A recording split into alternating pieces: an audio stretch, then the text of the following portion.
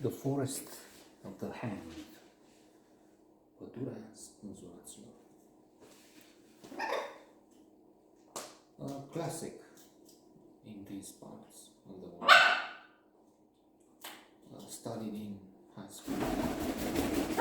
Well, it used to be, I'm not sure anymore, though, given that patriotism is somehow at the center of the novel and the film, which is adapted from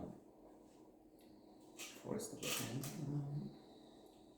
It should be at the center of the curriculum because nationalism is on the rise and is prominent in so many places. The news of some of the news of yesterday included the fact that Poland has to pay, I think, $1 million a day because of what they're doing there in conflict with the EU over the fact that the Supreme Court said Polish law is above European law. Then there's Hungary, and of course the idea is if you don't like it, you can shove it. You can leave. Nationalism in this book is, for one thing, seen in a different light, cultivated intellectually, not the visceral, the stupid, let's say Trump-like.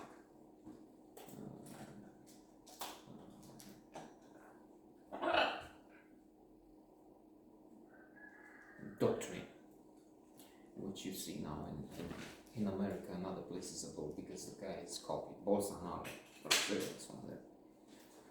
Well, there's a last full of stupid idiots, stupid people and idiots. Not stupid idiots, that would be an oxymoron, of course. Tyrants that are not that stupid, but that's not good, it's even worse. Trying to return here.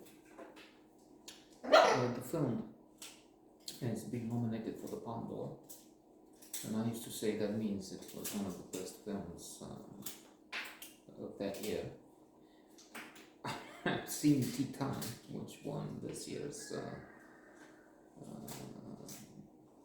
only important ultimate cinematic prize, and then Titan is not really my cup of tea, so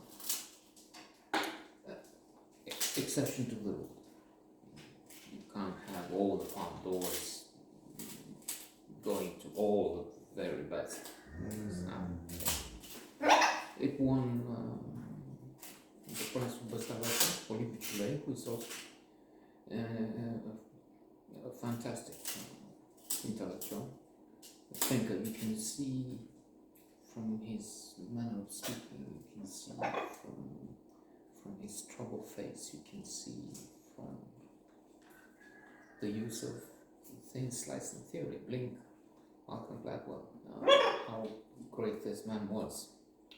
He's also Captain Klapka, a Czech officer in the film. He's also acting in the film.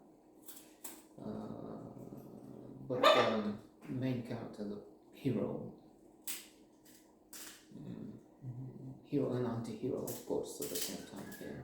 It's a very complex story, very rewarding,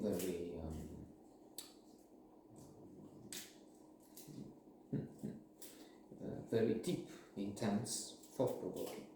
All the qualities are there. So the main character is Apostle Brogan, played by our titan of the day, Titan, Victor Benchuk. Indeed, not just an actor, but also a man of high moral profile. He's the one famous for going on television after the revolution with a roll of toilet paper. You have to wipe your mouth. He didn't say it, but after the shit you eating to all those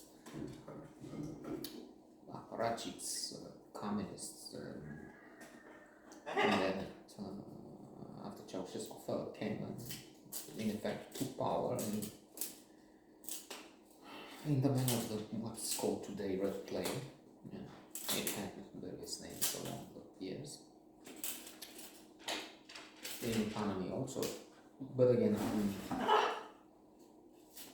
going away from the plot, from the story. So it's about bravery. It's about, as I said, patriotism, loving your own, your country. What does that mean? The questions, there are some possible answers, but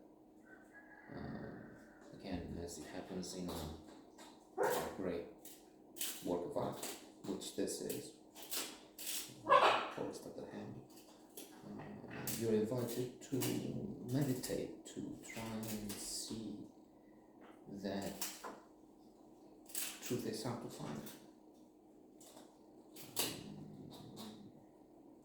So Apostle Bologa, to begin with, an officer in the Austro-Hungarian army, is very much in favor of hanging a Czech deserter, because he admitted to it and there was no way out. He keeps saying it. He tells Clark and others what to listen. The problem being that the Austro-Hungarian Empire in the First World War, I forgot to mention that, was in fact a collection of nationalities put together in a structure that would crumble at the end of the war. Transylvania would become part of Romania, and that's the reason why Romania fought in the war quite late, trying to see which side would offer the big prize. And so Bologa is in fact fighting against his own people, being in the Austro-Hungarian army. Now I have to say that the Austro-Hungarian influence has been both good and bad. I lived for years in what used to be Austro-Hungary, near Russia, and you can see in the fortified churches, you can see in the architecture, in some of the traditions, that was and still is a more developed region, Transylvania, than say Moldova. So the manner of working,